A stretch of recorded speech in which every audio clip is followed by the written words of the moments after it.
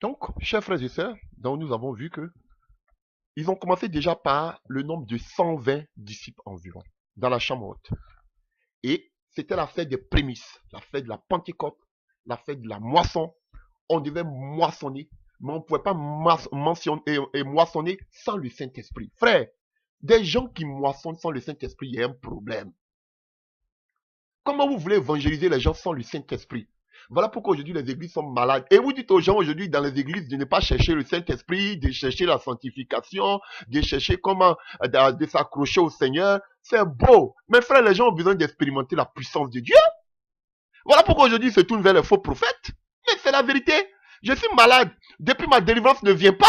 Et vous dites que non, j'ai qu'à m'attacher à la parole. Non frère, écoutez, arrêtons. Voilà pourquoi ils courent derrière les faux prophètes. C'est vrai, on ne dit pas qu'il faut, qu'on appelle adorer ou bien il faut être accro. Mais on doit vivre une délivrance parfaite. C'est normal. Alléluia.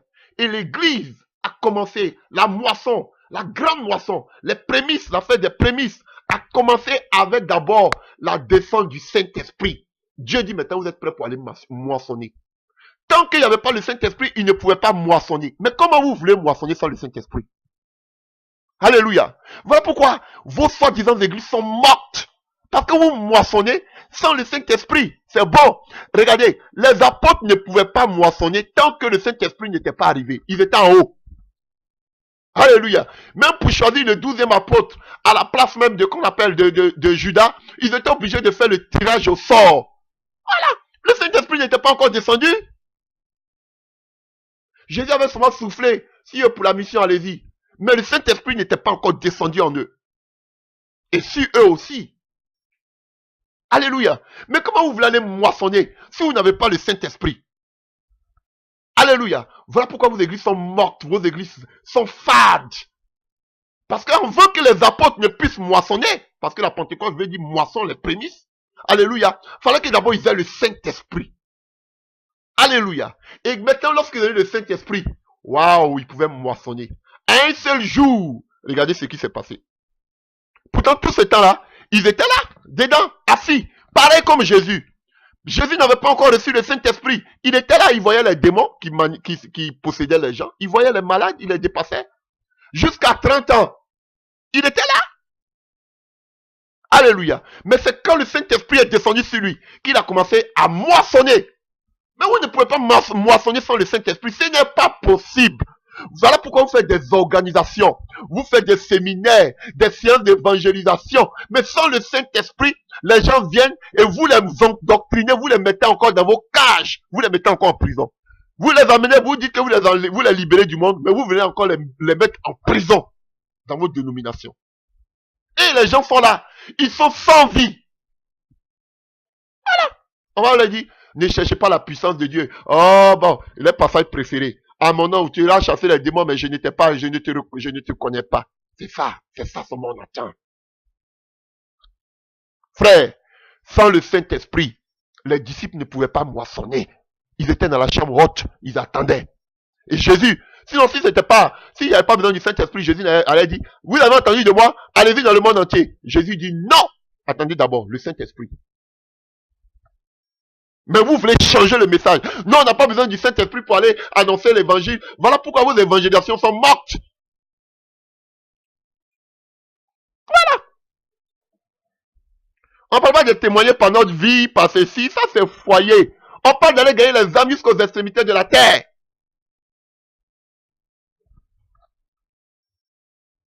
Alléluia. Et voyons ce qui se passe. Dans le livre, alléluia, dans le livre de Actes des Apôtres 2, à partir du verset 41. Un seul jour, les gens pensaient qu'ils étaient ivres. Mais ils n'étaient pas ivres de vin doux, mais ils étaient remplis de la puissance du Saint-Esprit. Alléluia. Et quand tu es rempli de la puissance du Saint-Esprit, Dieu te contrôle, Dieu te dirige. Oh, alléluia. Oh, Rabba Shakarion Katawe. Chers frères et sœurs, et regardez ce qui se passe en ces jours-là. Actes des Apôtres 2, à partir du verset 41. Que nous dit la parole? Ceux qui acceptèrent sa parole de Pierre furent baptisés. Et en ces jours-là, on n'a pas dit en 2 jours, en 3 jours, en 1 mois ou bien en 5 jours. Frère, le nombre des disciples s'augmentant d'environ 3000 âmes. On dit environ. Moi, je connais pas mathématiques. Mais on dit environ. Ils n'étaient pas 3000 âmes, mais environ. Ça peut être en deçà ou ça peut être en dessous comme en deçà. Frère, ça peut être peut-être plus que 3000 ou bien en dessous de 3000. Mais on dit environ 3000. Chers frères et sœurs, vous avez vu? Quand on se laisse diriger par le Saint-Esprit, comment le Saint-Esprit peut toucher les vies, convaincre les vies? Un miracle s'est produit parce que tout le monde disait qu'ils reconnaissaient que c'était des Galiléens, des gens de la Galilée. Mais on les entendait chacun parler dans sa propre langue. Déjà, c'était un grand miracle. On dit non, il y a quelque chose qui ne va pas là. Alléluia. Même le bété là, ma langue là, on commence à parler bété des Dalois là. Alléluia. En plein, je suis en plein qu'on appelle Paris ou bien en plein Berlin ou bien je ne sais où. Et puis j'attends un Européen qui a été de parler le bété de chez moi là. Ah, chers frères, je sais, mais vous pensez que quoi? Alléluia. Oh, c'est puissant. Chers frères et sœurs. Et voici ce qui s'est passé. 3000 âmes. Pourquoi? Si les Paul, les Pierre du moins, pardonnez, les apôtres, sortaient sans le Saint-Esprit, ils ne gagneraient personne. Alléluia. Ils allaient gagner des gens comme ça, mais sans vie. Mais la Bible dit, ils étaient tellement touchés que les gens me venaient à dire à Pierre, homme frère, que ferons-nous? Les gens étaient touchés. Ils n'avaient pas besoin de dire, venez pardonner, venez à l'église dimanche, venez, Dieu vous aime, venez à l'église. Non! Les gens même voyaient, et puis même ils accouraient, parce qu'ils savaient qu'il y avait quelque chose. Ils ont entendu le bruit. Non, mais c'est pas le bruit de vos paroles que vous êtes en train de crier en longueur de journée sur Internet. En train de crier, en train de du blablabla. Je vous dis, c'est pas ça. C'était le bruit de la puissance du Saint-Esprit qui se manifestait. Voilà. C'est pas là oratoire. Pierre ne savait pas parler. C'est tout. Pierre ne savait pas parler, il n'a pas fait école. Ça n'a rien à voir avec diplôme. Voilà. Mais il était dirigé par le Saint-Esprit. 3000 âmes, un seul jour. Un pêcheur de poissons. Pêcheur de poissons. Alléluia. On a renversé complètement l'évangile. Vous ont donné toutes sortes de messages. On est fatigué de tous vos messages là. Alléluia. Oh, alléluia. Donc, chers frères ici, c'est à partir de là que l'église commence. Voici où l'église commence. Alléluia. Frères et sœurs. Donc, regardez. Alléluia. Donc, frères, l'ascension, le départ de Jésus-Christ. Alléluia. Le départ de Jésus lors de son ascension. Alléluia. Annonce en même temps, alléluia, la venue de l'Esprit lors de la Pentecôte. Et ce temps-là, alléluia, inaugure en même temps la Pentecôte, qui est une fête aussi du rassemblement du peuple. Alléluia. Voilà. Donc c'était le rassemblement du peuple, où tout le monde devait se rassembler, la fête de Pentecôte. Donc, frère, la fête de Pentecôte, c'est à partir de cela, à partir de là, la montée de Jésus amène en même temps annonce la venue du Saint-Esprit et annonce en même temps le rassemblement. C'était une fête la Pentecôte était une fête de prémices, de moissons, qui rassemblait le peuple d'Israël.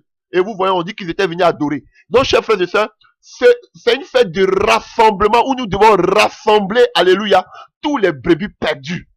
Nous devons rassembler l'église de Christ, frère. Mais avant de rassembler l'église de Christ, nous devons avoir d'abord la puissance, la plénitude du Saint-Esprit. C'est ça qui nous identifie. Contrairement au peuple d'Israël qui se rassemblait, mais sans l'Esprit de Dieu. Alléluia. Et en cela, vous allez voir dans le livre des Actes des Apôtres 2, Alléluia, 42, on va arriver à là tout à l'heure. Ils persévéraient, ils étaient tous ensemble. Alléluia, l'église a été rassemblée à Jérusalem. À partir de Jérusalem, l'église a été rassemblée. C'était ça la fête de Pentecôte. Donc, Jésus-Christ voulait rassembler son église, chers frères et sœurs. Donc, l'église naît à partir de la Pentecôte, chers frères et sœurs. Et c'est ce que Jésus disait dans le livre de Luc 24, à partir du verset 47. Ainsi, il est écrit que le Christ souffrirait et qu'il ressusciterait des morts le troisième jour, et que la repentance et le pardon des péchés sera prêché en son nom à toutes les nations. C'était la vision de Jésus. que le pardon, alléluia, le pardon des péchés soit prêché à toutes les nations. C'était ça la vision. À commencer par Jérusalem. Vous êtes témoins de ces choses. Et voici, j'enverrai sur vous ce que mon Père a promis. Mais vous, restez dans la vie jusqu'à ce que vous soyez revêtus de la puissance d'en haut. Luc 24, hein. Alléluia, à partir du verset 47. Afin que vous soyez revêtus de la puissance d'en haut. Frère, donc, vous voyez, donc, et là, à partir de là, il est conduit vers Béthanie et il est sur la montagne des Oliviers et il a été enlevé. Donc, chers frères et sœurs, avant d'aller prêcher, alléluia, le péché aux nations, en son nom, frères, nous devons être revêtus de la puissance de Dieu. Et c'est ce que l'Église ne fait plus aujourd'hui. On fait toutes sortes de programmes, toutes sortes d'organisations, mais on n'est pas revêtu de la puissance de Dieu. Voilà pourquoi il y a la mort dans l'Église. Parce qu'eux, ils pensent que c'est quand les bancs sont remplis, quand on dit qu'on a 10 000 membres, on a en fait 2 cultes, 3 cultes, 4 cultes. Voici la sorcellerie encore. Un culte, 2 cultes, 3 cultes par dimanche. Voici la sorcellerie. C'est là que Dieu est avec nous. Et qui vous dit tout ça? Alléluia. Il faut être revêtu. Et quand tu es revêtu, frère, tu libères le peuple. On n'est même pas dans nos enclos. Vous avez 2 cultes, 3 cultes, 4 cultes. Pourquoi vous ne laissez pas tous cela aller annoncer l'évangile dans les villages? On dit non. C'est qu'on appelle, c'est être rebelle. Faut être soumis aux autorités. Faut être qu'on appelle obéissant qu'on appelle à l'autorité spirituelle que Dieu établit. Voici la sorcellerie. Vous copiez de cette dénomination dans laquelle vous êtes sortis. Alléluia. Comment vous pouvez avoir un culte, 2 cultes, 3 cultes? Et la même chose que vous avez prêché dans le premier culte, vous allez le prêcher dans le deuxième culte, vous allez le prêcher dans le troisième culte. Et j'ai mal au cœur quand j'attends ces gens comme les Tunazis qui parlent encore de 4 tas de membres. Et ce sont eux qui vont prendre le micro pour crier. Mais vous êtes dénominationnel. Et vous êtes dans des bêtises comme ça. Et vous voulez dire que vous prêchez la parole sainte de Dieu. Mais vous amusez la galerie. Je vous le dis. Et vous voyez, par la puissance de Dieu, ils sont passés d'environ 120 personnes. Après, on voit qu'ils passent à 3000 personnes. Chers frères et sœurs, et continuons. Dans le livre des Actes des Apôtres 2, à partir du verset 47, alléluia, allons-y même un peu plus loin, alléluia, on nous dit quoi? Verset 46, ils étaient chaque jour tous ensemble assidus au temple, ils rompaient le pain dans les maisons, alléluia. Quand on dit assidus au temple, c'est pas dire que c'est votre temple, hein. Alléluia, c'était le temple qui était là à l'époque, il s'en ressemblait là, alléluia. Et dans les maisons, ils rompaient le pain dans les maisons et prenaient leur nourriture avec joie et simplicité du cœur, louant Dieu et trouvant grâce auprès de tout le peuple. Et le Seigneur ajouta chaque jour à l'église tous ceux qui étaient sauvés, à qui ils avaient évangélisé, à qui ils avaient annoncé l'évangile. Alléluia. Donc, dans d'autres versions, attendez que je prenne d'autres versions. Dans d'autres versions, on dira que le Seigneur ajouta chaque jour à leur communauté ceux qu'il sauvait. Ceux qu'il sauvait. Donc, ceux que le Seigneur avait sauvés. Alléluia. Donc, ils ajoutaient. Donc, on parle de 120 personnes dans la chambre haute. Ils reçoivent la puissance de Dieu. Ils sont revêtus de la puissance de Dieu. Pierre commence à parler le jour de la Pentecôte, du rassemblement. Alléluia. Il commence à rassembler l'église de Christ. Alléluia. Et qu'est-ce qui se passe? On est toujours à Jérusalem, hein? Le premier aspect. On est toujours à Jérusalem. Et on nous dit à Jérusalem, alléluia. On nous dit à Jérusalem, acte 2, verset 47, hein, et le Seigneur ajouta chaque jour à l'église ceux qui étaient sauvés. On passe acte 2, verset 41, on nous dit qu'en ce jour, le jour de la Pentecôte, 3000 âmes sont sauvées, de 120, ils passent à 3000. Et en acte 2, verset 47, on dit que, la Bible nous dit que le Seigneur ajoutait chaque jour à l'église ceux qui étaient sauvés. Alléluia. Et quand nous partons dans le livre des Actes 4, à partir du verset 4, nous continuons. Acte 4, à partir du verset 4. Cependant, beaucoup de ceux qui avaient entendu la parole crurent, et le nombre des hommes s'élevait d'environ 5000. Frères, alléluia, de 120, on passe à 3000, convertis à un seul jour. On nous dit que le Seigneur ajoutait chaque jour. Et on nous dit ici en Acte 4, verset 4 que, alléluia, que cependant, beaucoup de ceux qui avaient entendu la parole de Dieu crurent, et le nombre des hommes s'élevait à environ 5000. On parle seulement que des hommes, sans parler des femmes et des enfants. Donc imaginez, si chaque homme, environ 5 et qu'on appelle 5000 hommes, alléluia, 5000 hommes, chacun a une femme, et chacun a 2 enfants ou 3 enfants. Imaginez le nombre. On parle seulement du nombre des hommes, sans parler des femmes et des enfants. Chers frères et sœurs, Regardez ce que le Seigneur est en train de faire. La puissance de Dieu. La puissance de Dieu. Et ils étaient restaurés. Ils demeuraient dans la doctrine des apôtres. C'est qu'on ne voit pas aujourd'hui. Alléluia. Oh, alléluia. Et on continue. Alléluia. En acte 5, vous allez voir, ça avance. Acte 5, à partir du verset 14. Acte 5, à partir du verset 14. 12. Beaucoup de miracles et de prodiges se faisaient au milieu du peuple par les mains des apôtres. Voici la vérité. Alléluia. On dit qu'il ne manquait de rien, il n'y avait aucun indigent. On ne parle pas seulement de... Quand on parle d'indigence, les gens parlent, ou même qu'on appelle... les gens font allusion seulement à l'argent, il n'y avait pas de pauvres. Mais il n'y avait même pas de malades au milieu d'eux. Les gens s'étaient guéris. Les gens s'étaient délivrés des démons. Ils étaient restaurés. Alléluia. Voilà pourquoi ils devaient avoir. Parce que vous êtes tentés de prêcher. Maintenant, les gens sont malades. Oui, il n'y a pas de guérison. Les gens sont possédés, il n'y a pas de délivrance. Il n'y a pas, même prophétie, on n'entend pas. On a dit non, ne courez pas après ce genre de choses, mais ça faisait partie de l'église. Ça fait partie de l'église. Alléluia. Acte 5, à partir du verset 12, nous lisons. Alléluia. Beaucoup de miracles et de prodiges. Vous avez compris, hein? Beaucoup et de prodiges se faisaient au milieu du peuple par les mains des apôtres. Ils se tenaient tous ensemble au portique de Salomon. Et aucun des autres n'osait se joindre à eux. Mais le peuple les louait hautement. Pourquoi ils ne voulaient pas se joindre à eux? Parce qu'ils faisaient peur par leur onction. Les disciples faisaient peur par leur onction. Voici les hommes de Dieu. Leur onction fait peur. On avait peur de s'approcher d'eux. Au portique de Salomon. Aucun des autres n'osait se joindre à eux. Mais le peuple les louait hautement. Le nombre de ceux qui croyaient au Seigneur, hommes et femmes, s'augmentait de plus en plus. En sorte qu'on apportait les malades dans les rues et qu'on les plaçait sur les lits et les couchettes, afin que lorsque Pierre passerait, son homme au moins couvrait quelqu'un d'eux. La multitude accourait aussi des villes voisines à Jérusalem. Vous voyez, on est à Jérusalem. Jésus a dit, vous serez d'abord mes témoins à Jérusalem. Voici la démonstration. Ils étaient des témoins oculaires, ils ont entendu, théoriquement, oralement, mais la pratique aussi, ils ont vu le maître faire. Et les mêmes choses, ils sont en train de reproduire. Alléluia. Et les gens, on dit quoi? Les gens accouraient des villes voisines à Jérusalem. Ainsi des villes amenant des malades et des gens tourmentés par des esprits impurs. Et tous furent guéris. Voilà. Tous furent guéris. Cependant, les souverains sacrificateurs et tous ceux qui étaient avec lui, savoir le parti des Sadduciens, s'élevaient remplis de jalousie. Voilà.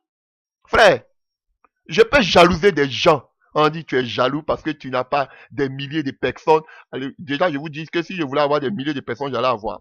Alléluia, ça c'est un point. Et puis, je vais vous jalouser par rapport à quoi? Je jalouse des hommes. Ouais! Voilà, ça là, mais je peux souvent être un peu comme on appelle Josué.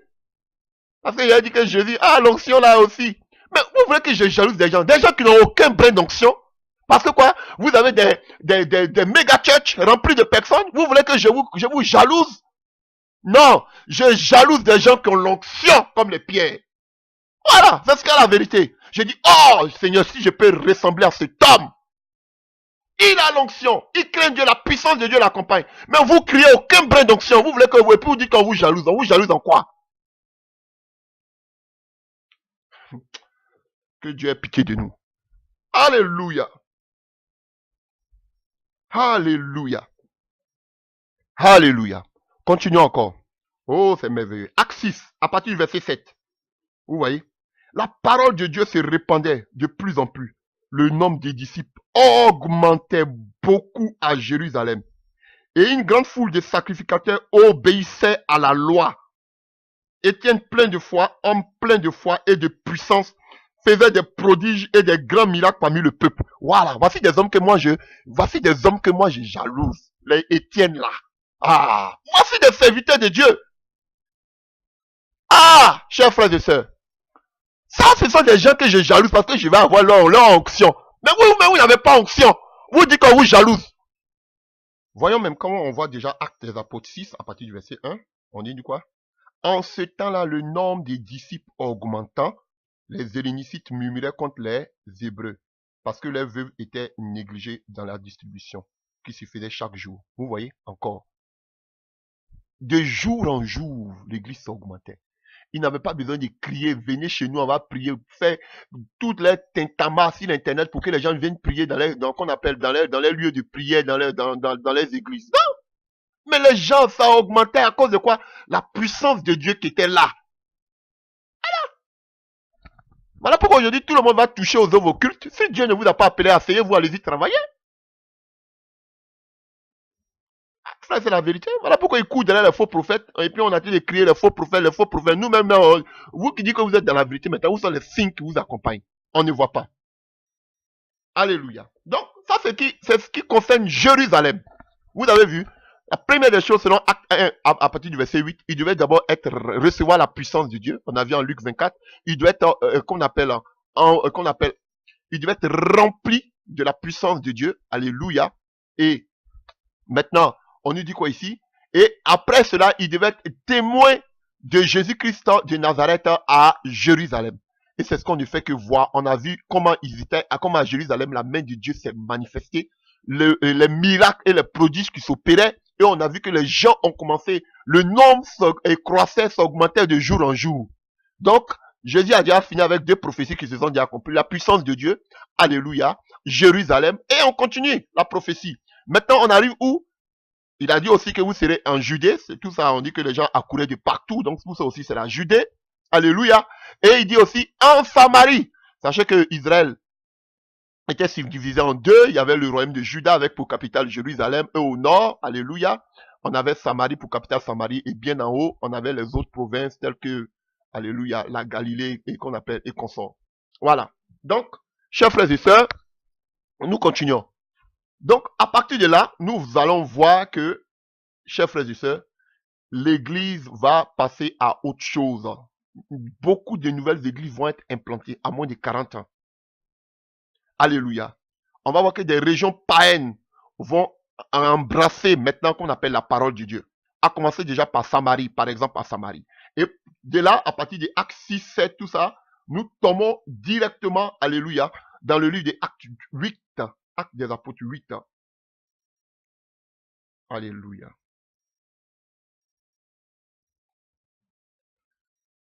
Acte 8, à partir du verset 1, on voit que la persécution, on a Acte 7, la persécution, alléluia, Étienne meurt et consort. Donc, Acte 8, verset 1, Saul, du moins, qui est Paul, avait approuvé le maître d'Étienne et eut en ce jour-là une grande persécution contre l'église de Jérusalem. Donc, l'église de Jérusalem a tout vécu. Elle a vécu le réveil. Elle a vécu la puissance de Dieu. Elle a vécu elle s'est accrue en nombre. Et encore, on dit que l'église de Jérusalem a fait quoi? A reçu la persécution. Mais aujourd'hui, ils disent que qui les persécute? Je leur dis ça toujours. Là où il y a la puissance de Dieu, il y a une persécution terrible. Et on ne les persécute pas. Ils sont tous des bishops, des gourous, des gros ventres. Alléluia. C'est ça. Donc vous voyez, ils étaient persécutés. Une persécution contre l'église de Jérusalem. Et tous, excepté les apôtres, se dispersaient dans les contrées. Donc les apôtres même sont restés. Alléluia. Donc d'autres personnes sont allées annoncer l'évangile. Alléluia. Alors que vous dites que c'est eux seulement qui peuvent annoncer l'évangile, vous devez chauffer les bancs tous les dimanches. Alléluia. Et tous, excepté les apôtres, et se dispersaient dans les contrées de la Judée et de la Samarie.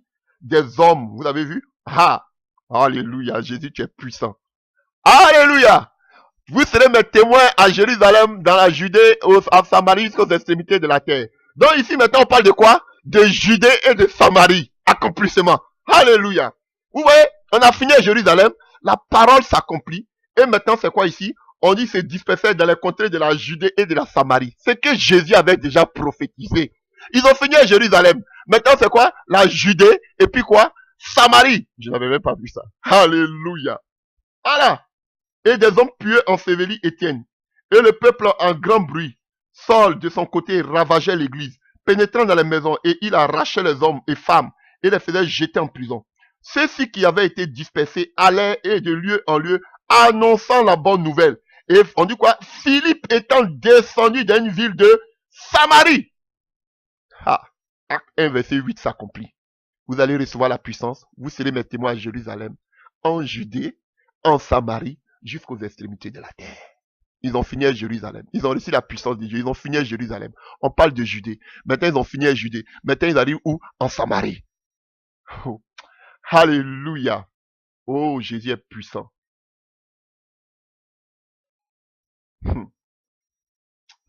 Alléluia, j'aime Jésus. Et prenons Acte 8 à partir du verset 12. Acte 8 à partir du verset 12. Nous continuons, hein. Alléluia. Et on nous dit quoi? On parle de Simon le magicien. Mais quand ils eurent cru en Philippe qui leur annonçait la bonne nouvelle du royaume de Dieu et du nom de Jésus-Christ, hommes et femmes se firent baptiser. Simon lui-même crut. Et après avoir été baptisé, il ne quittait plus Philippe. Et il voyait avec étonnement les miracles et les grands prodiges. Alléluia. Qui s'opéraient. Un simple diacre. On voit les miracles aussi qui accomplit. Les apôtres qui étaient à Jérusalem. Aucun apôtre n'était parti là-bas, mais il y avait les miracles. Et ils vous disent que ce sont les bishops seulement qui doivent prier. Seigneur, les apôtres étaient tous restés, mais regardez avec ce temps, Dieu fait les miracles. Les apôtres qui étaient à Jérusalem, ayant appris que la Samarie avait été reçue la parole de Dieu, ils envoyaient Pierre. Alléluia. Donc vous voyez, chers frères et sœurs, alléluia. Donc, chers frères et sœurs, vous voyez comment ils étaient touchés. La parole de Dieu allait augmentant, alléluia, de jour en jour, dans toutes ces provinces-là, alléluia, la parole de Dieu avançait. Donc vous avez vu, ils ont commencé à annoncer l'évangile. Et ce ne s'est pas arrêté là. Alléluia. Et vous allez voir que tout ce qu'on avait vu tout à l'heure dans le livre de Actes des Apôtres, où on parle de Pamphylie et consorts, vous allez voir que Paul, tout à l'heure, on va voir que tous ces contrées ont été touchés par l'évangile. Alléluia. Donc on était dans Acte 8, on va dans Acte 9. Alléluia. Acte 9. Voilà. Acte 9 à partir du verset 31. Acte 9 à partir du verset 31. L'église était en paix dans toute la Judée, la Galilée et la Samarie, s'édifiant en marché dans la crainte du Seigneur, et elle s'accroissait par l'assistance du Saint-Esprit. Frère, ce n'est pas les belles paroles qui font croître l'église. Vous plaignez que, oui, les gens, ils sont dans l'église, ils n'avancent. Mais frère, ce qui fait croître l'église ici, regardez, on dit que c'est le Saint-Esprit qui assistait l'église et l'église grandissait.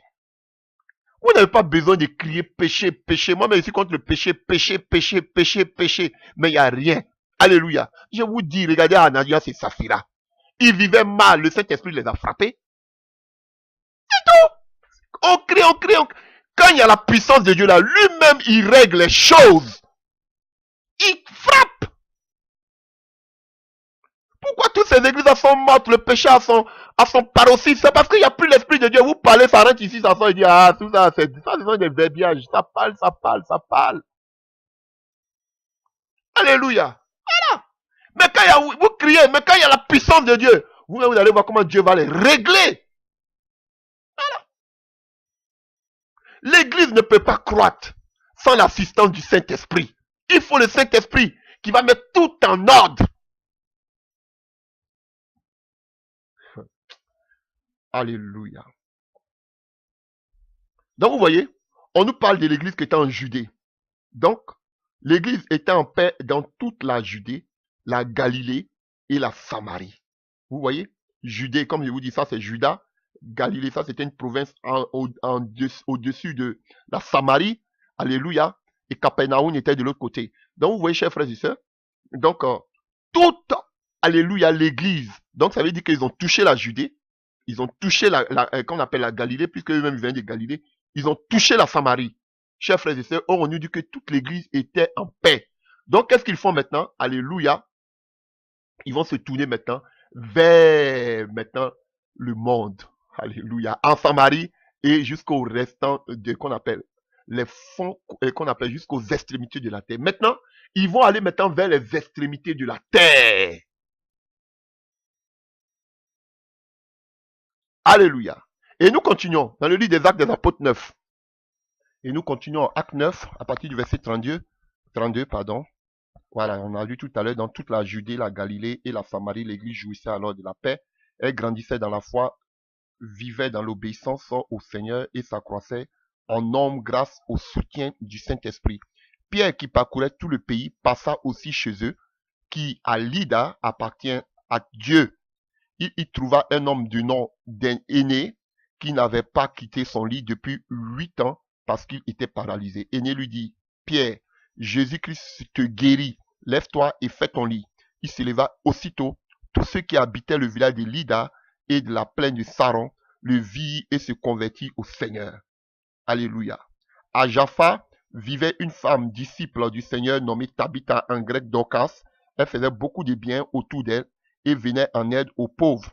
À cette époque, elle tomba malade et mourut. Après avoir fait sa toilette funèbre, on la déposa dans la chambre au premier étage de sa maison. Or, Jaffa est tout près de Lydda et les disciples qui avaient appris que Pierre se trouvait là, ils lui envoyaient donc 2 hommes pour l'inviter en lui disant, dépêche-toi, alléluia, ainsi de suite. Et il y a eu la résurrection de Tabitha. Elle ouvrit les yeux, aperçut Pierre et s'assit. Celui-ci donna la main à l'aide à se lever, puis il rappela les croyants et les veuves à leur présenter vivants.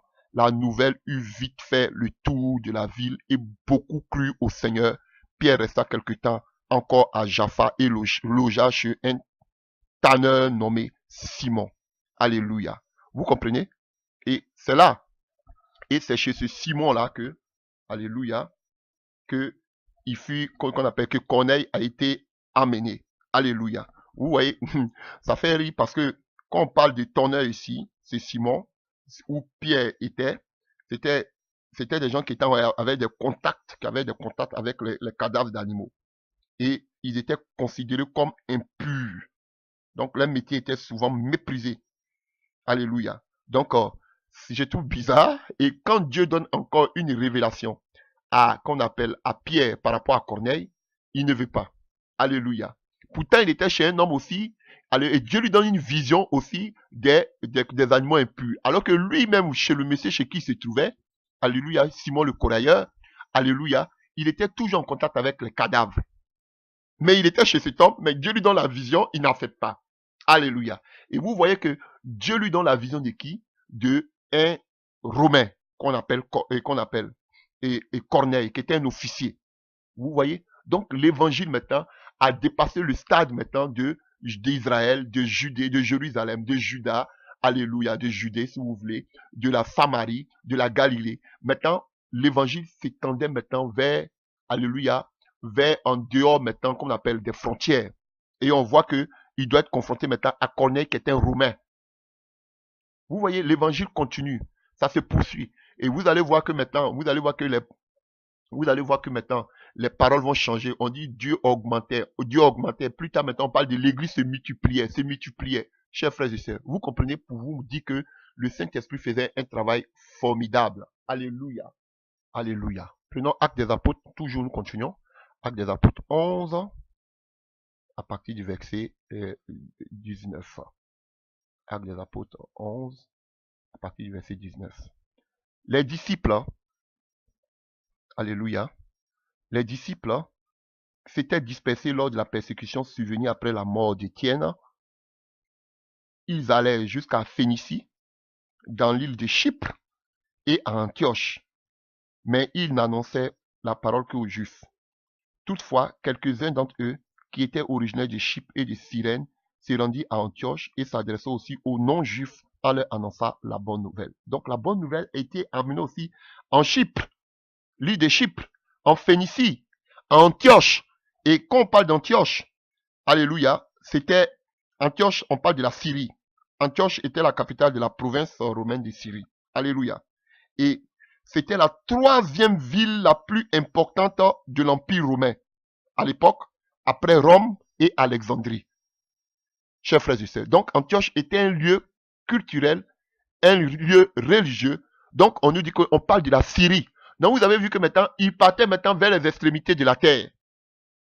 Chers frères et sœurs, vous voyez, en Phénicie, en l'île de Chypre, à Antioche, pour annoncer la bonne nouvelle. Alléluia. Voilà. Donc, on voit que bientôt l'église de Jérusalem a pris la nouvelle.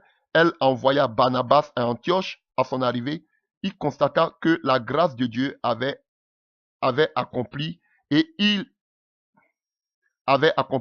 en fut rempli de joie. Il encouragea donc tous les croyants à rester fidèles au Seigneur avec une ferme assurance.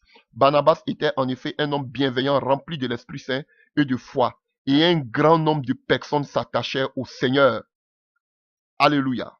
Voilà. Donc il s'est rendu plus tard à Tarse et il amena avec lui Saul, puis que Paul, et il est arrivé à Antioche. Il passa toute une année à travailler ensemble dans l'église et enseignait beaucoup les gens. C'est à Antioche que pour la première fois les disciples de Jésus furent appelés chrétiens. Donc vous voyez, c'est pas à Jérusalem, c'est en Syrie que le nom chrétien a été donné pour la première fois. En Syrie, chez des étrangers. Alléluia.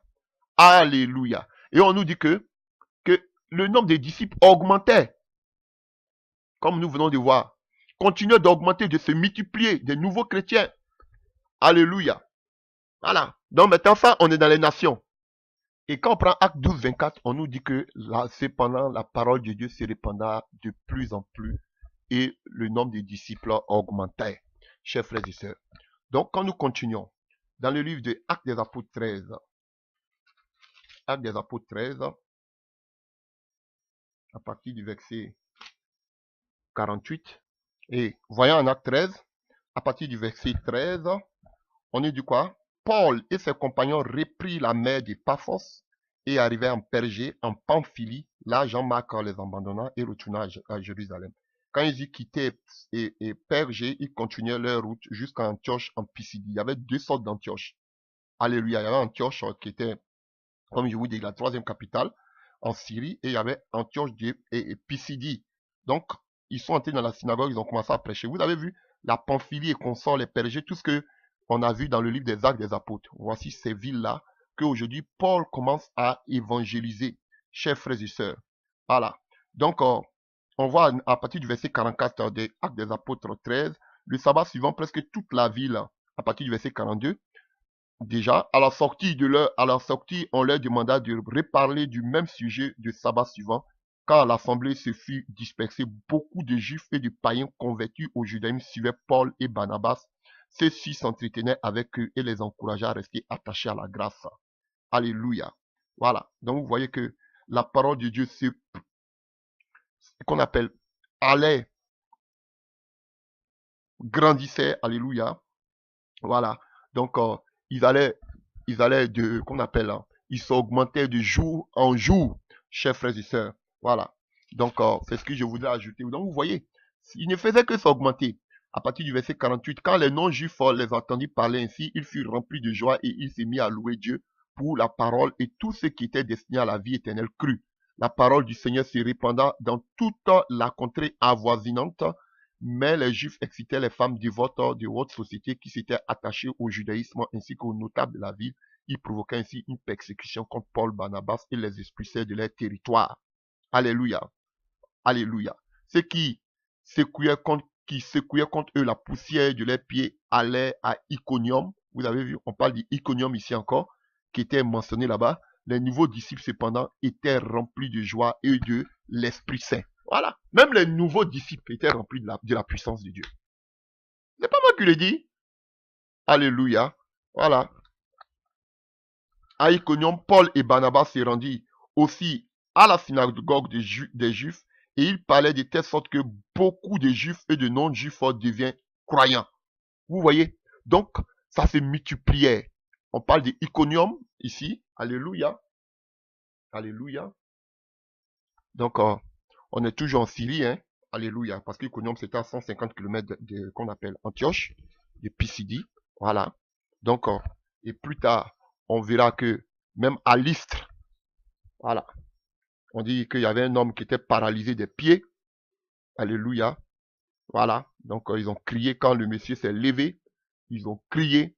Aïe, aïe, aïe, aïe, aïe, aïe. Les dieux ont pris forme humaine et sont descendus parmi nous. Ils appelaient Barnabas Zeus et Paul Hermès. Alléluia. Voilà. Donc, je vous ai dit que Zeus, voilà, c'est dans la mythologie grecque. Alléluia. On fait allusion à Dieu.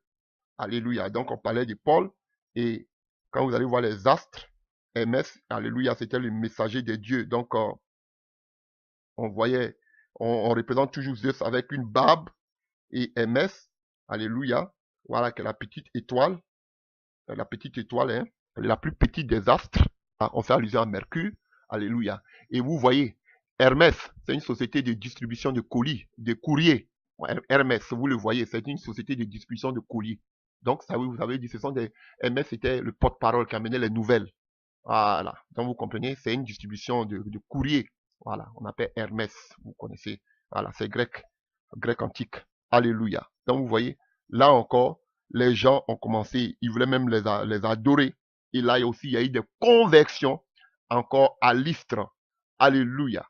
Et on voit aussi à Derbe, dans le livre des Actes des Apôtres 14, à partir du verset 20 à 21, on dit, il y a des disciples qui furent, alléluia, qui se sont donnés encore au Seigneur, alléluia, voilà. Donc, après ça, on voit aussi en Galatie, alléluia, voilà.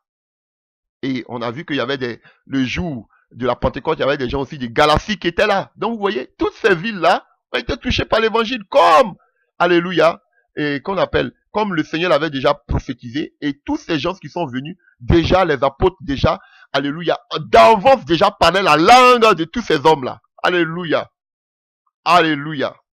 Voilà, donc on peut prendre un passage dans le livre des Actes des Apôtres 16. Actes des Apôtres 16, à partir du verset 5. Aujourd'hui, on a tout de faire, alléluia, on se balade un peu dans la Bible, hein, dans le Nouveau Testament, dans le livre des Actes des Apôtres. Et les églises s'affermissaient dans la foi et voyaient augmenter chaque jour le nombre de leurs membres, frères. Donc, ici, nous sommes en Macédoine. Alléluia. Alléluia. Voilà. Donc, quand on parle de Derbe, quand on parle de Lystre, nous sommes en Macédoine. Voilà. Donc, maintenant, on est en Macédoine, chers frères et sœurs. Vous voyez, toutes ces nations ont commencé à entendre parler maintenant du Seigneur Jésus-Christ de Nazareth. Alléluia. Voilà. Donc, on parle de la Galatie. Donc, vous voyez, même Paul, tout ça avec qui il a travaillé, il n'a pas travaillé seulement avec les Israélites. Lui-même, il dit que non, il n'est plus, lui, maintenant, il se tourne vers les païens. Il est l'apôtre des païens. Il a travaillé avec un Timothée qui était macédonien. Il a travaillé avec des Grecs. Il a travaillé avec des Romains. Il a travaillé avec des Syriens. Ah oui, frère, chers frères et sœurs, c'est la vérité. Alléluia. Et on reste toujours en Macédoine. Alléluia. Et on va dans le livre des Actes des Apôtres 16 à partir du verset 14. À partir du verset 13 même, nous pouvons lire. Alléluia. Voyez-moi à partir du verset. Alléluia.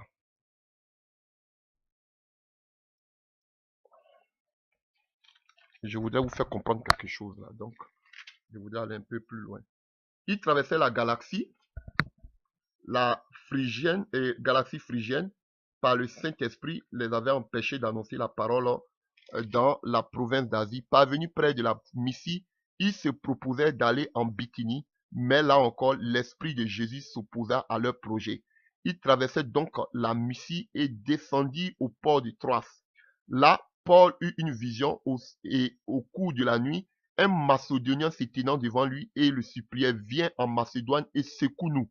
À la suite de cette vision de Paul, nous avons aussitôt cherché à nous rendre en Macédoine car nous avons la certitude que Dieu lui-même nous appelait à y prêcher la bonne nouvelle. Donc, chers frères et sœurs, c'est comme ça que Paul arrive en Macédoine.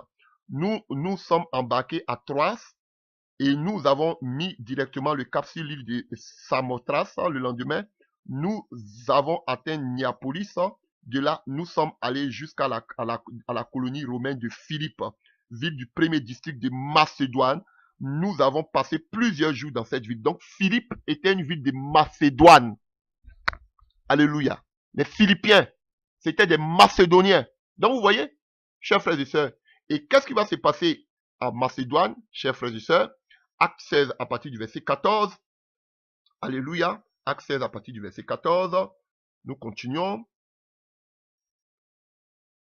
il y avait parmi elle une marchande d'étoffes, de poupe nommée Lydie, originaire de la ville de Thyatire et qui adorait Dieu. Elle écoutait le Seigneur, ouvrit à son cœur, de sorte qu'elle fut attentive à ce que disait Paul. Elle fut baptisée avec sa famille et ceux qui en dépendaient, puis elle nous invita en disant, puisque vous avez jugé que je crois au Seigneur, venez loger chez moi. Et avec l'insistance, elle nous pressa d'accepter. Un jour que nous rendions au lieu de prière, là, ils ont rencontré la femme qui avait l'esprit de Python, chers frères et sœurs. Voilà. Donc, voilà, ça c'est le... Donc, vous comprenez, chers frères et sœurs. Donc, c'est à partir de cette femme-là que fut fondée l'église de Philippe. Alléluia. La marchande, Lydie, la première, alléluia, qui a fondé l'église de Macédoine, qu'on appelle de Philippe, les Philippiens. Voilà. Donc, c'est elle, par elle que l'église a été formée. Là, bon, l'église locale, l'église de Philippe. Ce fut le commencement de l'église à Philippe par cette femme qui a reçu, qu'on appelle les Paul, chers frères et sœurs, cette marchande. Voilà. Donc, on était à, où ça? C'est à Macédoine. Donc, vous avez vu que maintenant, ils se sont tournés maintenant vers le monde, jusqu'aux extrémités de la terre. Donc, chers frères et sœurs, nous avons vu que Paul voulait se rendre dans d'autres villes, mais l'Esprit tout à l'heure, l'Esprit de Dieu ne l'a pas permis. Alléluia. C'est ce que je vous dis. Donc, voilà pourquoi on peut faire des programmes, si des programmes, les gens peuvent dire, mais la conversion totale, c'est Dieu. C'est l'Esprit de Dieu qui peut transformer la vie des gens. Même Jésus me l'avait dit dans le livre de Matthieu 10, que lorsqu'on ne vous recevra pas et qu'on n'écoutera pas votre parole dans telle maison ou dans telle ville, secouez la poussière de vos pieds. Allez vers les brebis, alléluia, perdues de la maison d'Israël. Vous voyez? Donc, souvent quand on se laisse diriger par le Saint-Esprit, il y a des zones qui ne sont pas réceptifs à la parole de Dieu. Pour l'instant. Alléluia. Parce que aujourd'hui, nos programmes d'évangélisation sont concentrés sur nos efforts. Alléluia. C'est vrai que le champ est mûr, mais frère, on doit se laisser diriger par le Saint-Esprit. Voilà. C'est vrai que le champ est mûr, mais on doit savoir là où le Seigneur veut que nous partons pour annoncer l'évangile. Vous ne devez pas annoncer l'évangile parce qu'il faut annoncer. Vous allez aller dans un coin, les gens ne vont pas se convertir. Parce qu'ils ne sont pas encore, leur temps n'est pas encore arrivé de pouvoir être réceptif à l'évangile. Voilà. Donc, il faut prier d'abord pour que ces lieux-là soient réceptifs. Voilà pourquoi Jésus l'a mentionné. Il y a des coins où vous allez partir, ils ne sont pas encore prêts. Alléluia. Donc, ne perdez pas le temps. On ne fait pas programme parce qu'il faut faire programme. Et quand nous voyons toujours dans ce même passage de Matthieu 10, il disait à ses 12 disciples, après ça, il dit quoi? N'allez pas vers les païens, n'entrez pas dans les villes des Samaritains. Il a dit qu'allez plutôt vers les brebis perdues de la maison d'Israël. Pourquoi Jésus fait cette discrimination? Non, parce qu'ils n'étaient pas encore prêts pour recevoir l'évangile. Mais lui-même, il a dit, jusqu'à où il allait amener l'évangile, jusqu'en Samarie. Plus tard, Étienne, Élie, et qu'on appelle Philippe a amené l'évangile en Samarie. Ce n'était pas encore le temps. Vous voyez, Pierre, Paul veut partir, mais le Saint-Esprit le bloque. Mais aujourd'hui, nous n'avons pas le discernement. On pense que il faut aller prendre les gens qui remplissent nos lieux et puis ainsi Dieu est dedans. Chers frères et sœurs, voilà pourquoi nous échouons. Nous pouvons avoir des églises remplies de membres, de personnes, mais qui ne sont pas nés de nouveau. Vous criez, mais ils ne sont pas nés de nouveau. Parce qu'ils ne sont pas encore réceptifs. Et vous avez vu, dès qu'il arrive en Macédoine, vous avez vu, automatiquement le travail s'est fait. Rapidement. Parce que vous-même, vous voyez, jusqu'à dans le songe, Dieu envoie quelqu'un et dit, passe en Macédoine, secoue-nous. Nous avons besoin de la parole, nous avons faim, nous avons soif. Comment vous voulez amener la parole dans des coins où les gens n'ont pas soif? Il dit, venez à moi, vous qui êtes fatigués, chargés, des gens qui ne sont pas fatigués, qui ne sont pas chargés. Vous voulez aller faire des programmes. Voilà pourquoi vous faites des programmes, parce qu'il faut faire des programmes. Mais des lieux réceptifs où Dieu veut qu'on emmène l'évangile. Les gens, l'évangile ne va pas là-bas. Pourquoi? Parce que les gens n'écoutent pas le Saint-Esprit. Voici la réalité. Alléluia. Voici la réalité. Il ne suffit pas de faire un programme parce qu'il faut faire un programme. Mais on va faire un programme où on sait que le Seigneur nous a dit, là, va faire le programme parce que les gens, j'ai un peuple. Oh, alléluia. On va voir avec Corinthe. On va tout à l'heure arriver à Corinthe. Comme Jésus disait, j'ai un peuple nombreux dans cette ville. Donc, vous voyez, cette église de Corinthe était paganisée. Mais Pierre, Paul avait reçu la révélation du Seigneur qu'il devait aller à Corinthe parce qu'à Corinthe, il avait un peuple nombreux dans cette ville. Paul ne se levait pas comme ça pour aller faire des programmes parce qu'il faut faire des programmes. Acte 17, verset 4. Acte 17, verset 4. À partir du verset 1. Il traversait Amphipolis, puis Apollonie et gagnait Thessalonique, où les Juifs avaient une synagogue. Selon son habitude, Paul s'y rendit et pendant 3 sabbats, il discuta avec eux sur les Écritures. Il les expliqua et les démontrait d'après elle le Messie, que Jésus-Christ était le Messie. Alléluia. Le Messie qui devait mourir puis ressusciter. Le Messie disait-il, n'est autre que Jésus-Christ que je vous annonce. Vous voyez, voici la doctrine, une des doctrines des apôtres, que Jésus-Christ était le Messie. Alléluia. Et Pierre aussi a parlé que Jésus était le Messie. Chers frères et sœurs.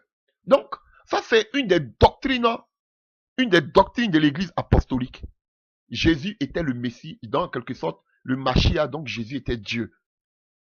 Donc, vous ne prêchez pas ce genre de choses. Vous nous parlez de d'autres prédications. Et la doctrine, mais vous ne prêchez pas dessus.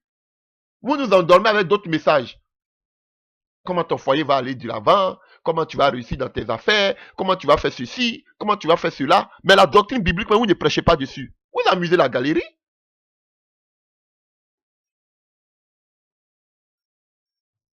Alléluia. Quelques juifs furent convaincus et se joignirent à Paul et Silas, ainsi qu'un grand nombre de païens convertis au judaïsme et plusieurs femmes de haute société. Alléluia. Donc vous avez vu, là encore en Thessalonique, alléluia, il y a eu des conversions. Quand on parle de Thessalonique, on reste toujours en Macédoine parce que Thessalonique était la capitale de la province romaine de Macédoine. Vous voyez? Donc vous voyez, et Paul avait déjà reçu en vision où le Macédonien lui disait, viens, faut nous secouer. Mais quand Paul arriva en Macédoine, l'évangile a commencé à taper les gens ont commencé à se convertir rapidement parce que les gens étaient déjà réceptifs à la parole de Dieu. Frère, il ne faut pas aller faire programme parce qu'il faut aller faire programme. Avant d'aller dans un pays là, il faut prier. Dieu peut te dire, va. Parce que maintenant, vous avez dit, mais pourquoi on doit mettre cette différence? Pourquoi? Frère, on serait dirigé par le Saint-Esprit. Et vous allez voir que tout ce temps, dans le livre des Actes des Apôtres, où on parle des Macédoniens, c'était des gens qui craignaient Dieu, c'était des gens qui pouvaient aux besoins de Paul, c'était des gens qui étaient dans la parole. Là, on parle des chrétiens de Bérée. Juste à côté, Acte 17 à partir du verset 12. Alléluia. À partir du verset 10. Dès qu'il fut nuit, les frères firent partir Paul et Silas pour Bérée. Une fois arrivés là, ceux-ci se rendit à la synagogue des Juifs. Ils trouvaient des gens qui étaient bien mieux disposés que les Juifs de Thessalonique et qu'ils accueillaient la parole de Dieu avec beaucoup d'empressement. Vous avez vu? Ils examinaient chaque jour les Écritures pour voir si ce qu'on leur disait était juste. Beaucoup d'entre eux crurent. Et parmi les Grecs, un grand nombre de femmes de haute société et beaucoup d'hommes acceptaient également la foi.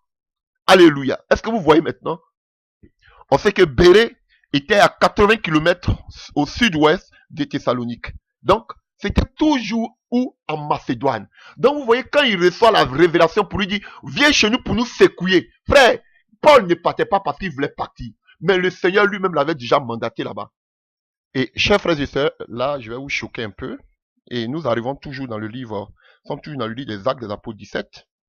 Et on voit que lorsque les Juifs ont vu que Paul était en Bérée en train d'annoncer l'évangile, dans le livre des Actes des Apôtres 17 à partir du verset 13, vous pouvez voir à partir du verset 15, les frères ont décidé d'amener Paul où? À Athènes.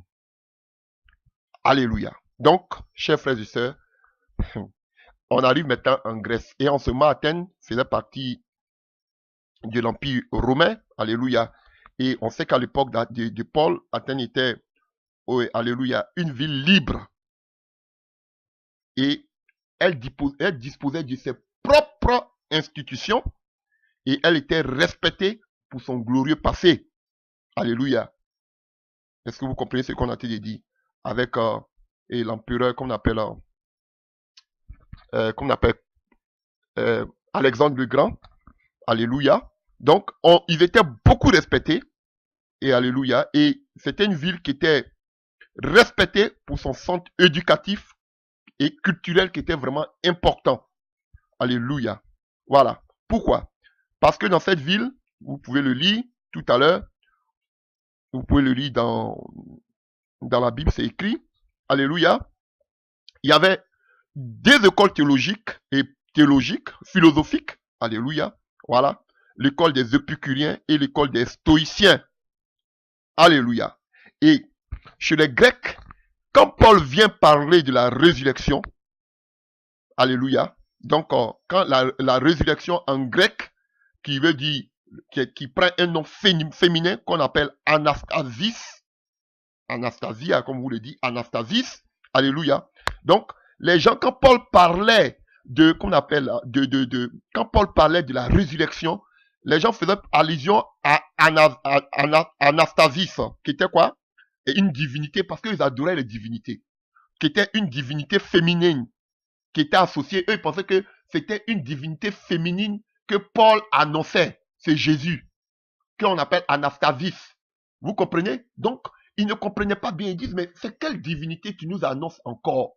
Parce qu'ils ne comprenaient pas ça, parce que pour eux, ils se disaient que Anastasis, c'était une divinité féminine de la résurrection, comme on le disait en grec. Donc, ils ne connaissaient pas cela. Voilà pourquoi ils demandaient à Paul, mais c'est quoi tu nous annonces là encore? C'est quelle divinité ça? Alléluia. Chers frères et sœurs, vous voyez, je vais vous donner un petit enseignement.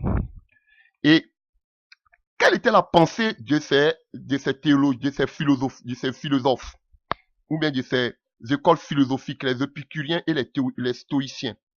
Je vais vous donner ça rapidement. Alléluia. Alléluia. Voilà. Ils ne niaient pas les divinités, parce que même ils adoraient beaucoup de divinités. Alléluia. Voilà. Donc, pour les épicuriens, Épicure, qui était un philosophe, ils avaient une conception atomiste. Ça veut dire quoi? Du monde. Que le monde a été créé à partir des atomes. Vous voyez, c'est qu'ils annoncent aujourd'hui à l'école théologique. Voilà.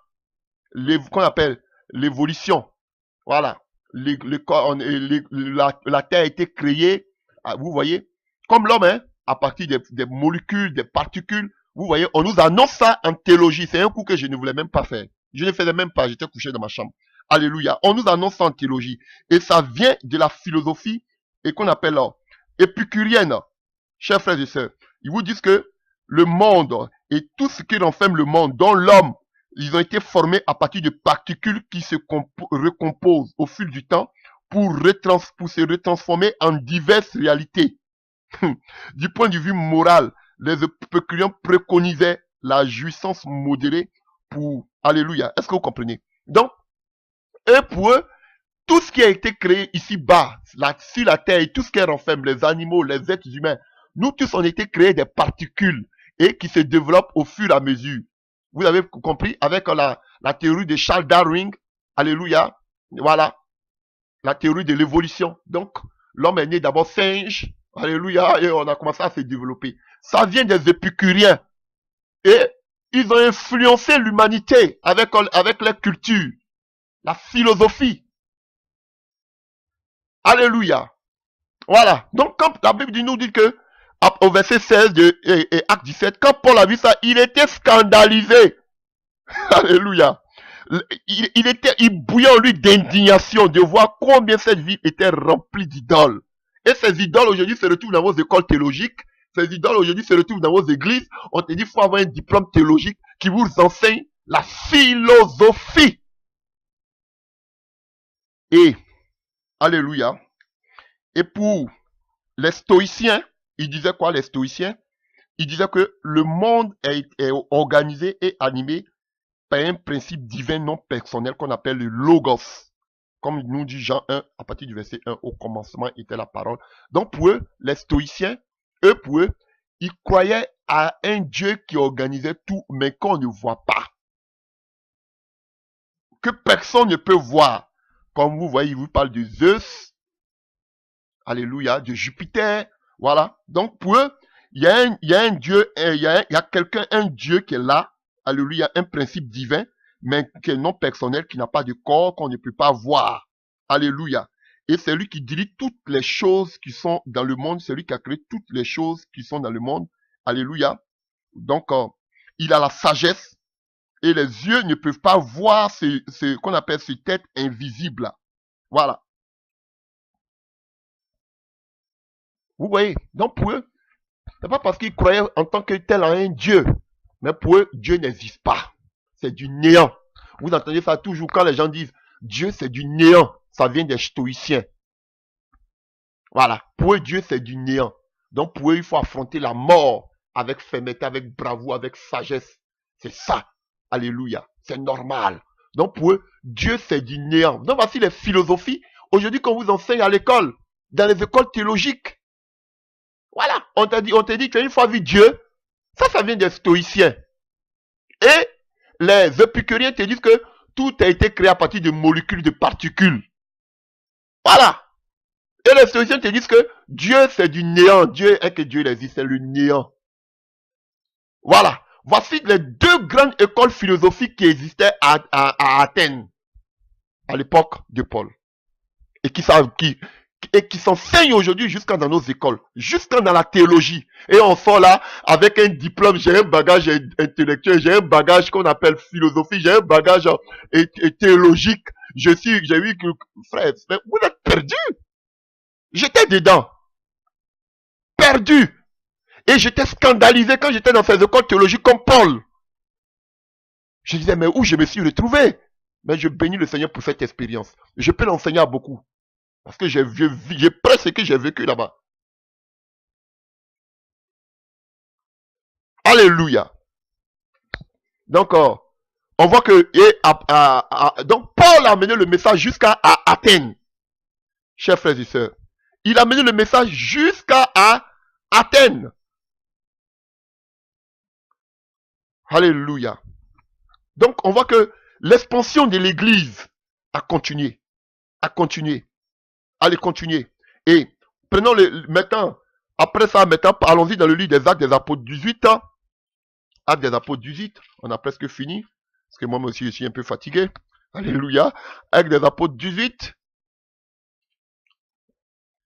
À partir du verset 8. Alléluia. On nous parle de Paul, maintenant qui se retrouve où? À Corinthe. Chers frères et sœurs, Corinthe, capitale de la province d'Achaïe, au sud de la Grèce. Alléluia. Donc, je fais un peu de... Alléluia. Je fais une étude avec vous un peu. Donc, ville qui était une ville très peuplée, plus de 7000 habitants, selon certaines estimations. Elle était célèbre dans toute l'Antiquité pour la vie dissolue de ses habitants. C'était la perversité. Alléluia. Corinthe, alléluia, était un lieu de passage et de commerce. On y pratiquait le culte des dieux grecs traditionnels, ainsi que les différents cultes apportés par les Romains. Donc, vous voyez, ce sont les Romains qui ont mené les démons là-bas, en Corinthe, dont celui de l'empereur. Alléluia. Et on sait qu'il y avait une communauté juive. Voilà. Donc, vous voyez, et tout ça, on avait parlé même les gens du pont, quand on a vu dans le livre des Actes des Apôtres, le jour de la Pentecôte, on dit les gens du pont qui étaient venus aussi qu'on appelle à Jérusalem. Donc, quand on parle du pont, c'est la province, c'est une province au sud-est de la mer Noire, donc au nord de l'Asie mineure. Alléluia. Voilà. Donc, c'était une province. Quand on parle du pont, voilà, de l'Asie mineure, voilà, vers la mer Noire. Donc, chers frères et sœurs. Donc, voici ce que je peux dire de Corinthe, voilà, qui était aussi au sud, alléluia, quand vous prenez la carte, vous pouvez voir votre globe terrestre, au sud de, qu'on appelle de la Grèce, chers frères et sœurs. Et qu'est-ce que le Seigneur dit? Donc, on voit que Paul arrive là, alléluia, à partir du verset, à partir Actes des Apôtres 18. Après cela, Paul partit d'Athènes et se rendit à Corinthe. Et il trouva un juif nommé Aquilas, originaire du pont. Le pont, et on a vu que ceux qui étaient venus adorer aussi à Jérusalem le jour de la Pentecôte, on avait parlé aussi du pont. Donc l'évangile aussi est arrivé jusqu'à là-bas. Alléluia. Récemment arrivé de l'Italie avec sa femme Priscille parce que Claude avait ordonné à tous les Juifs de sortir de Rome et il s'y lia avec eux comme ils avaient le même métier. Il demeura chez eux, ils travaillaient, ils étaient faiseurs du temple. Paul discourit dans la synagogue chaque sabbat et il persuadait les Juifs et les Grecs. Mais quand Silas et Timothée furent arrivés de la Macédoine, Paul, pressé par l'Esprit, attesta aux Juifs que Jésus était le Christ. Les Juifs faisaient alors de l'opposition en le livrant à des injures. Alléluia. Paul secouilla ses vêtements et leur dit que votre sang retombe sur votre tête. J'en suis, et je suis pur dès maintenant et j'irai vers les païens. Vous avez vu, comme le Seigneur même avait dit, il ne perdait pas ce temps avec les Juifs. Et sortant de là, il entra chez les hommes, chez un homme Justus, homme craignant Dieu, et dont la maison était contigue à la synagogue. Cependant, Christus, le chef de la synagogue, crut au Seigneur avec toute sa famille. Et plusieurs Corinthiens qui avaient entendu Paul crurent aussi et furent baptisés. Et à partir du verset 9, on dit quoi? Le Seigneur dit à Paul en vision pendant la nuit, ne crains point, mais parle et ne t'étais point, car je suis avec toi et personne ne mettra la main sur toi pour te faire du mal. Parle pas, car j'ai un peuple nombreux dans cette ville. Et il demeura un an et 6 mois enseignant parmi les Corinthiens la parole de Dieu. Vous voyez? Donc à Corinthe, cette ville paganisée, on sait qu'il y avait l'adoration aussi. Il y avait une adoration sacrée là-bas pour les prostituées. Alléluia. On sait que la ville de Corinthe avait une mauvaise réputation. Alléluia. On prétendait que 1000 prostituées sacrées, alléluia, vivaient sur l'acro-Corinthe, comme on l'appelait. Et cette prostitution était donc largement répandue. Alléluia. Et certains chrétiens prétendaient pouvoir continuer à vivre comme autrefois. Voilà. Parce que c'était une ville qui était réputée pour sa prostitution sacrée. Alléluia. Donc c'était une ville de perversion. À part encore la philosophie, ils étaient vraiment autonomes avec les institutions. Donc chers frères et sœurs, mais malgré cela, le Seigneur dit qu'il y a un peuple nombreux dans cette ville. Sinon personne n'allait aller prêcher à Corinthe. Mais Paul est resté là parce qu'il a reçu le hoquet du Seigneur. Donc frère, la Grèce aussi, jusqu'aux extrémités de la terre. Et qui parle de la Grèce, c'était la plus grande civilisation en son temps. Donc cette plus grande civilisation a été touchée par l'évangile. On avait une grande assemblée à Corinthe. Et ce sont les Corinthiens qui parlaient de la puissance du Saint-Esprit, les dons spirituels. Parce que quand on voyait les lettres de Corinthiens, comme ça, c'était des lettres. Et c'était les problèmes des églises. Il y avait tellement la perversité dans cette ville que d'autres me prenaient la femme de leur père. Mais Dieu dit, Jésus dit, j'ai un peuple nombreux dans cette ville. Frère, il faut se laisser diriger par le Saint-Esprit. Voilà pourquoi l'église est monotone. Oui, est-ce que vous êtes obligé de... Ça passe pas, vous dites que... Vous arrêtez. Non, ils vont avoir la honte. Ou bien on va dire que tu as échoué. Regarde-moi des vaincus comme ça. Alléluia. Oh, alléluia. Comme dirait Proverbe 29, verset 28. Car il n'y a pas de vision, le peuple est sans frein. Il manque la vision aujourd'hui à l'église. Les gens meurent spirituellement parce qu'ils n'ont pas de vision. Et on sait que l'église primitive avait cette vision spirituelle. Et Jésus a donné cette vision à ses disciples. Alléluia. Attendez, vous allez recevoir la puissance de Dieu. Vous serez mes témoins à Jérusalem, en Judée, en Samarie, jusqu'aux extrémités de la terre. Voici la vision qui les a dirigés. Et aujourd'hui, les chrétiens ne marchent plus selon cette vision. Ils nous annoncent d'autres visions. Alléluia. Oh, chers frères et sœurs. Et on a vu que la parole de Dieu s'augmente. Allah, Allah. Chers frères et sœurs. Acte 19, verset 20. On dit la parole du Seigneur croissait en puissance et en force. Alléluia. Vous connaissez déjà ce passage. Alléluia. Et on voyait que des gens même venaient vendre ceux qui avaient fait des œuvres occultes. Ils venaient, ils donnaient cela, on brûlait. Et la puissance de Dieu, alléluia, allait de l'avant.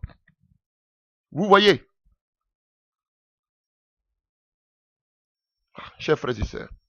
Donc la puissance de Dieu se manifestait. Et l'évangile avança. Et maintenant, après tout cela, où Paul va arriver? Alléluia. Alléluia. Prenons le livre des Actes des Apôtres. Ça, ce sera le dernier passage sur lequel nous allons nous arrêter. Alléluia. Et nous prenons dans le livre des Actes des Apôtres. Alléluia.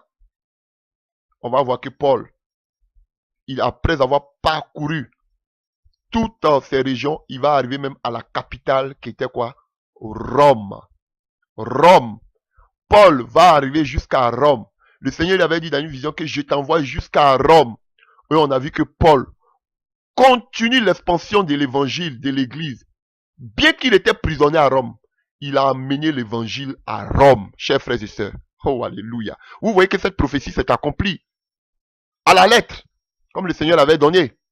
Et quand vous prenez à partir du Actes des Apôtres 28, à partir du verset 17, vous allez voir qu'il a pris, pendant 3 jours, il a été d'enseigner les Juifs. Alléluia. Lui-même, il a loué une maison. Alléluia. Et il a commencé à enseigner les gens à Rome. Alléluia. Donc, et quand vous prenez à partir du verset, alléluia, à partir du verset 23, on dit que s'appuyant sur la loi de Dieu et s'appuyant sur la loi de Moïse et les paroles des prophètes, il cherchait à les convaincre au sujet de Jésus. Les uns se laissaient persuader par ces paroles, mais les autres refusaient de croire. Au moment de quitter Paul, ils n'étaient toujours pas d'accord entre eux et Paul fit cette réflexion. Elles sont bien vraies, ces paroles que le Saint-Esprit a dites. Alléluia. Ainsi de suite. Alléluia. Donc, on voit que Paul est resté à Rome et il a annoncé l'évangile. Et à partir du verset 30, on dit Paul resta 2 années entières dans un logement qu'il avait loué. Il recevait tous ceux qui venaient le voir. Il proclamait le règne de Dieu et enseignait avec eux avec une pleine assurance et sans aucun empêchement ce qui concerne le Seigneur Jésus-Christ de Nazareth. Alléluia. Voilà. Et on va même, j'ai pris acte 28, je suis allé vite un peu à besogne.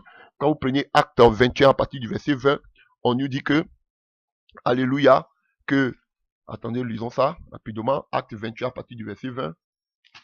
Acte 21 à partir du verset 20.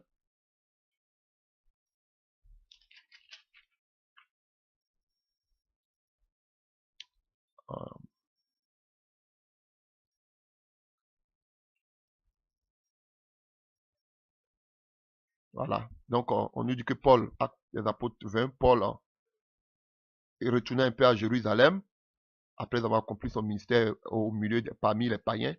Et en l'écoutant, il louait Dieu, puis il lui dit à Paul, vois-tu frère, combien de milliers de Juifs sont devenus croyants et tous sont attachés à la loi. Donc vous voyez, beaucoup ont commencé à croire, des milliers sur des milliers, chers frères et sœurs.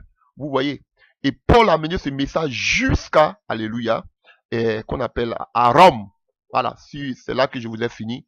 Et, alléluia, selon l'historien Eusèbe, on dit que il nous dit que Paul a été libéré, puis étant revenu à Rome, il aurait été emprisonné à nouveau et serait mort martyr sous Néron. Voilà. Donc, il est mort, alléluia, à Rome. Voilà. Il avait été libéré un peu, mais il est resté là. Il a continué. Alléluia. Voilà. Donc, Paul a été à Rome, où il a annoncé l'évangile, et là où il a perdu la vie, il s'est endormi. Il est retourné auprès de notre Seigneur. Voilà. Donc, chers frères et sœurs, voici ce que le Seigneur me mettait à cœur pour vous aujourd'hui, chers frères et sœurs. Donc, chers frères, on voit que Paul déjà avait commencé à annoncer l'évangile aux Juifs, et plus tard, il se retrouve maintenant, il se tourne vers les païens, et qu'il annonce, alléluia, le salut. Donc, chers frères et sœurs, qu'est-ce que nous devons conclure dans tout ce que je viens de dire? Alléluia. Voilà. Donc, la mission que Dieu nous a confiée, que Dieu a confiée, que Jésus a confiée qu'on appelle à ses disciples, selon Actes des Apôtres 1, verset 8, frère, a été accompli. A été accompli. Vous voyez comment la parole de Dieu est merveilleuse? Elle était accomplie, cette parole. Vous recevrez une puissance. Ils ont reçu la puissance. Vous serez mes témoins à Jérusalem. Ils étaient témoins de Jésus à Jérusalem. Vous serez mes témoins en Judée. Ils étaient témoins de Jésus en Judée. Vous serez mes témoins en Samarie. Ils étaient témoins de Jésus en Samarie. Vous serez mes témoins jusqu'aux extrémités de la terre. Ils ont touché les deux plus grandes civilisations, qu'on appelle, alléluia, qu'on appelle, en moins de 40 ans. Ils ont touché, alléluia, les deux plus grandes civilisations qui sont la civilisation grecque et la civilisation romaine, chers frères et sœurs. En moins de 40 ans. Vous voyez, parti de combien? De 120 disciples. Aujourd'hui, ils sont arrivés à des milliers sur des milliers sur des milliers. Jusqu'à ce que l'évangile arrive aujourd'hui jusqu'à nous. Frères, ces gens ont travaillé. Voilà. Ils ne sont pas assis dans les zigouras. Non. Moi, ils ont travaillé jusqu'aux extrémités de la terre. Ils ne cherchaient pas à entrer dans les grands avions pour aller toujours dans les grandes villes, dans les grandes capitales, pour se faire voir sur l'internet. Non. Alléluia. La mission de Acte 1, à partir du verset 8, a été accomplie. L'évangile est parvenu, alléluia, a commencé de Jérusalem et est parvenu jusqu'à dans la capitale même de l'Empire, au cœur, qui était Rome. Chers frères et sœurs. Mais ce que vous allez remarquer pour que je finisse, nous remarquons dans le livre des Actes des Apôtres l'absence d'une conclusion. Il n'y a pas de conclusion dans le livre des Actes des Apôtres. Pourquoi? Parce que le livre des Actes des Apôtres rappelle que ce n'est pas seulement l'histoire de Paul que Luc a voulu nous raconter, mais celle du vrai christianisme de Jésus-Christ de Nazareth, celle de la véritable église de Jésus. Donc tout chrétien doit se voir dans le livre des Actes des Apôtres, chers frères et sœurs. Est-ce que vous comprenez? Ça nous concerne tous. Alléluia. Donc, frère, l'église, le royaume a été ouvert par Pierre, par sa prédication. Et plus tard, ce qu'on appelle ce royaume-là, parce qu'on dit que c'est le rassemblement, alléluia, est passé entre les mains de Paul pour aller annoncer l'évangile aux païens. Lui qui a persécuté l'église, lui qui était zélé, passionné, ces pharisiens passionnés pour les traditions de son père, de ses pères, comme lui-même le dit, a propagé l'évangile. Alléluia. Donc, nous a préparé l'église à accueillir le nombre de païens. Alléluia. Qui, dans les siècles et des siècles, allait se tourner vers Jésus-Christ de Nazareth. La religion du Nazarien, comme eux-mêmes les appelaient. Alléluia. Comme on les appelait, nous sommes des sectaires. On dit les Nazériens. Ceux qui croient à celui qui vient de Nazareth. Chers frères et sœurs. Donc vous voyez, le livre des Actes des Apôtres n'a pas de conclusion. Parce que tu dois ici écrire ton histoire. Parce que la mission se poursuit. Eux, alléluia, ils ont reçu la mission que le Seigneur leur a donnée. Jérusalem, Judée, Samarie, jusqu'aux extrémités de la terre. Touché, mais c'est inachevé. Il n'y a pas de conclusion. Jusqu'à ce que le règne de Dieu vienne. Jusqu'à ce que nous soyons enlevés. Pour vous dire que la mission n'est pas encore achevée. Nous devons continuer. À 40 ans. Regardez le travail formidable qu'ils ont fait. Alléluia. De 120 personnes. Regardez des milliers d'églises que nous avons. Mais l'évangile au statu quo. On ne parle plus de la puissance de Dieu. On ne parle plus de la gloire de Dieu. Alléluia. On ne parle plus d'évangélisation. On nous amène d'autres messages de prospérité. On nous amène d'autres messages de bâtir des temples. Contrairement à la parole de Dieu. Frère, voyez si vous-même vous êtes dans la vérité biblique. Regardez si vous êtes dans la vérité biblique. Et vous voulez que moi, des gens comme vous, comme ça, moi je vous jalouse mon œil.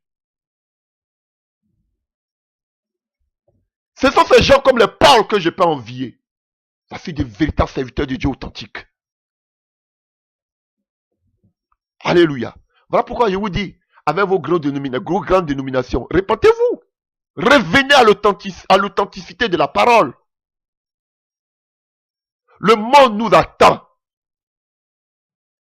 Et vous dites, non, j'ai sorti pour créer église comme vous, pour que je puisse corrompre le message. Je vais prêcher ce message jusqu'au dernier souffle, si je dois m'asseoir pour que l'humanité attende parler de ce message, je ne suis pas le seul d'ailleurs, je le ferai.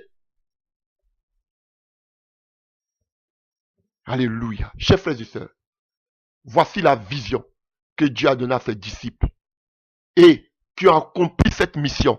Mais la charge, alléluia, revient à nous. Alléluia. Le livre des Actes des Apôtres n'est pas encore achevé expressément pour vous dire que la mission qui était confiée aux apôtres, parce que nous sommes nés tous à partir de la Pentecôte, nous avons été rassemblés, la moisson, nous faisons partie de cette moisson à partir de la Pentecôte. Il fallait que c'était une fête de rassemblement. L'église de Christ a été rassemblée à partir de la Pentecôte pour la mission. Frère, la mission n'est pas encore achevée. Voilà pourquoi le livre des Actes des Apôtres n'a pas de conclusion. Sur ceux, que Dieu vous illumine, qu'il fasse tomber les écailles de vos yeux, afin que vous reveniez à la vérité de l'authenticité de la parole. Et que la puissance de Dieu puisse vous accompagner. Que nous puissions aller jusqu'aux extrémités de la terre. Se lançant dirigé, alléluia, par le Saint-Esprit, afin que le monde soit touché par l'évangile pour la venue de notre Seigneur Jésus-Christ de Nazareth. Que Dieu vous bénisse. Bonne soirée à tous. Amen.